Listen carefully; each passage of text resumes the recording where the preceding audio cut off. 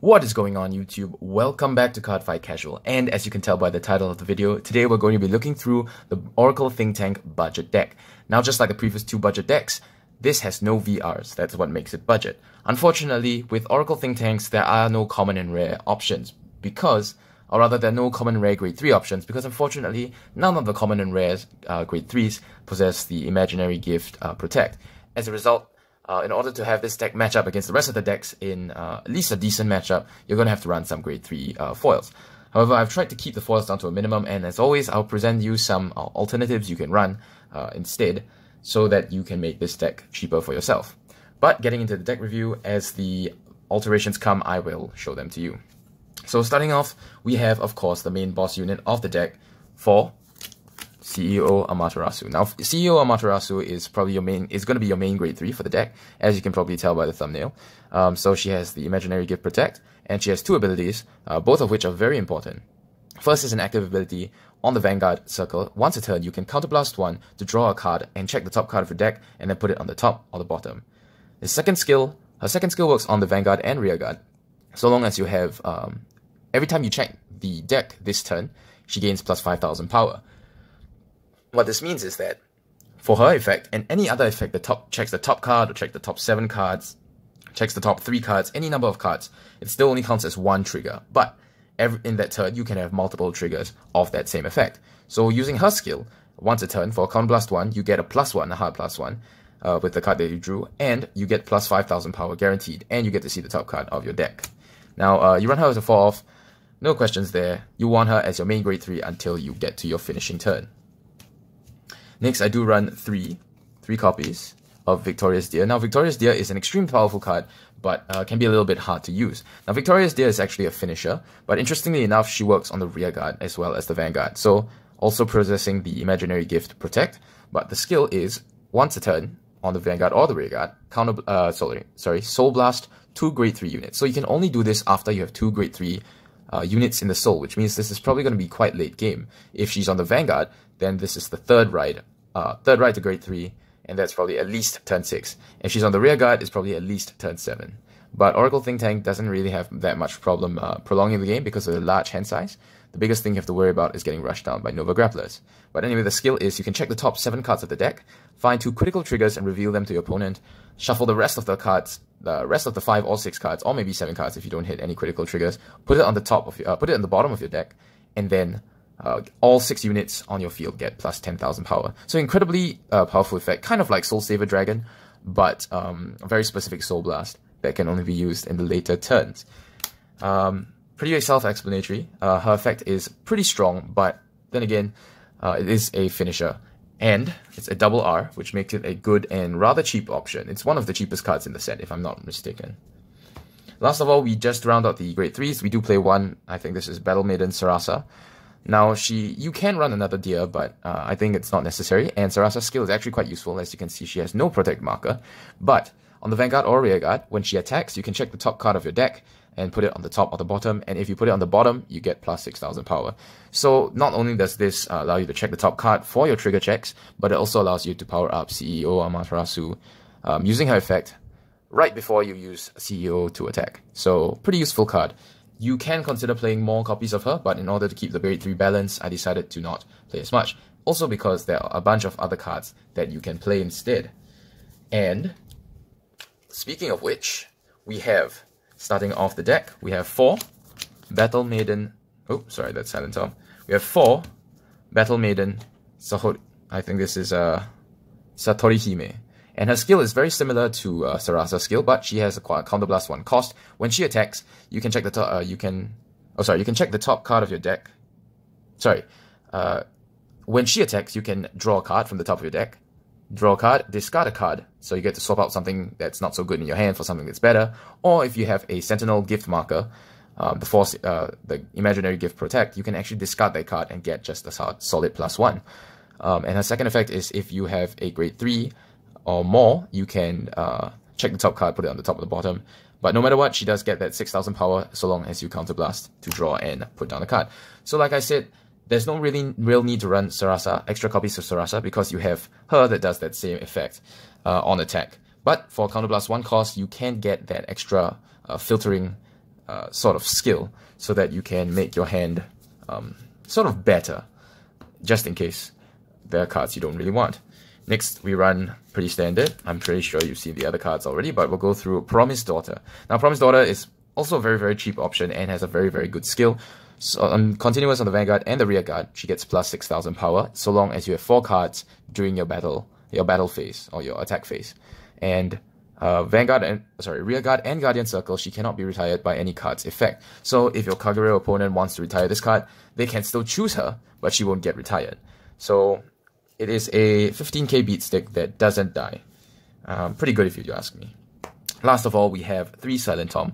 Now, probably one of the more expensive cards in the set. Probably one of the most expensive cards you'll be paying for, along with CEO Amaterasu. And his skill is, when he is called on the Vanguard or the Rear Guard circle, you can counterblast 1, and this turn he gets plus 6,000 power. And all the time on Vanguard and Rear Guard, when he attacks, your opponent can't call normal units to guard. Now, you'll know that a card is normal by this black border here. If it was not a normal unit, you'd be looking at a trigger unit, and all trigger units have this yellow border here. So basically what that means is you cannot guard with grade 2s and grade 3s. Grade 1s, 2s, and 3s, even though grade 3s don't have a shield. So kind of the flip side of his old effect, if you guys remember his old Silent Tom effect, which was that you couldn't guard with grade 0s. In Premium this is pretty broken, but in this Standard it is still it's a strong effect, because that means your opponent can't drop a grade 1 10k to guard. But since most of the time you're going to be guarding with your triggers anyway, he's strong, but he's an optional strong card. And of course, next we have the options to swap out. Now, for those of you who don't want to spend so much money on, say, 3 more Silent Toms, you can get this card, Yellow Witch Mimi. And her effect is, so long whenever she's called on the Rear Guard, you can just check the top card and put it on the top and the bottom. It's a very standard, simple effect. But like I said, every time this skill procs, every time check the top card skill procs, CEO will gain plus 5,000 power. And if you don't want to run more copies of that, you can also opt to run Omnioji of the Moonlit Night. Now, this is a promo card, but whenever she's called, the effect is, whenever she's called, you can Soul Blast 1, discard a card, and then draw a card from the bottom of your deck. Now, this synergizes pretty well with the other cards that check the top card and then put it on the top or the bottom. If it's not a trigger, but you do want to draw the card, you can put it to the bottom, and then chances are you get some sort of 6,000 power boost, and then you can call her Soul Blast 1, drop a card, and then draw that card from the bottom of the deck, making that draw worth it, and that checking top card not just a whiff on the trigger in that sense, because now you're getting something that you need. Next up, we're going to play 2 of these grade 1s called Circle Magus. Now, Circle Magus is a triple R, of course, and I do feel she's rather optional grade 1, but she has a pretty good skill. On the Vanguard and the Rear Guard, so long as your Vanguard's drive check reveals a grade 2 and above, so that's grade 2, 3, and maybe next time if they include 4s, you can instead choose to put that card at the bottom of your deck and then draw 1 card off the top. Now, this may cause you to actually draw your triggers instead of checking your triggers, but of course, if it's a turn and you need extra cards for defense and you draw a grade 3, for example, and you don't want to use that grade 3, you can put that grade 3 at the bottom of your deck. Maybe next turn you can even draw it with Omnioji of the Moonlit Night. But her second skill is probably the more useful skill, and this is why you always want to have her as your grade 1 ride, because when a grade 2 rides on top of her, or anything rides on top of her, so you can actually chain these, not that you want to miss a grade, you can counterblast 1 and draw a card. So straight up, solid +1, a pretty good card indeed. Now, we are going pretty heavy on the counterblast, so this next card is going to be really useful. We have 4 copies of Oracle Guardian Gemini. So 4 copies of Oracle Guardian Gemini, he's an 8k attacker, but during your main phase, you can soul charge him and unflip 1 damage. Pretty simple explanatory, but this does 2 things. The first being counter charging, which is his main effect, and you can build up the soul. Now, the soul has almost no use in this deck except for Victorious Dia, but that's only for grade 3s. So why else would you want soul? Well, this is the reason. I play 4 copies of Luckbird. Now, people think that Luckbird is probably not a great card to run because of its 5,000 power, but even if you don't want to use it as a card, the card effect is a 10,000 shield, which later in the game when you run out of soul, it's still at least worth that much. But taking a look at its skill, when you call it, you can Soul Blast 2 cards and draw a card, and this turn, this unit gets plus 6,000 power. So very similar to its original Vanguard skill back in the OG series, Soul Blast 2 to draw a card, but now it gets plus 6,000 power, which means, which also cuts down the uselessness of its effect, because now at least it's an 11k attacker or 11k booster on the turn that you call it. And because you're soul charging and riding so much, your main goal will probably be to get as many of these as possible out onto the field, because each time you play one of these, it is a solid +1, and using soul that you probably won't use for this entire game as well. Last up, we have 4 copies of Farfel Magus. Her skill is the same as Yellow Witch Mimi. Once you call her on the rear guard, you can check the top card, put it on the bottom or the top. Now, if instead you don't want to run this copy, or maybe you don't have Circle Maguses, you can instead choose to run a bunch of these Grade 1s. Starting off with Petal Fairy. Now, Petal Fairy's skill is that you can send her the soul and then check the top card of your deck, put it on the top or the bottom. If you put it on the bottom, she gains plus 5,000 power during this battle. Now, again, she's really good if you want to use her in conjunction with Luckbird. So if you want to swap this for this, you'll have less boosters, but you have more chance to use her soul. Of course, this is on call effect. This you have to actually send her the soul, so you lose out 1 card, but you do gain that 5,000 power. So it's really up to you to decide which one you want to run. Next up, you can also run the Grade 1 Perfect Guard if you can't afford the Draw Trigger Perfect Guards, which I will be showing you right after this. So there's 4 copies of each there. You can choose to mix and match, and I actually do think that running a couple copies of Petal Fairy may be quite good, because you're going to want to use Luckbird as much as possible during that match. Last of all, of course, we're going through our triggers. We have, of course, 4 of these. If you don't have the Draw Trigger Perfect Guards, like I said, you can run the regular Perfect Guard.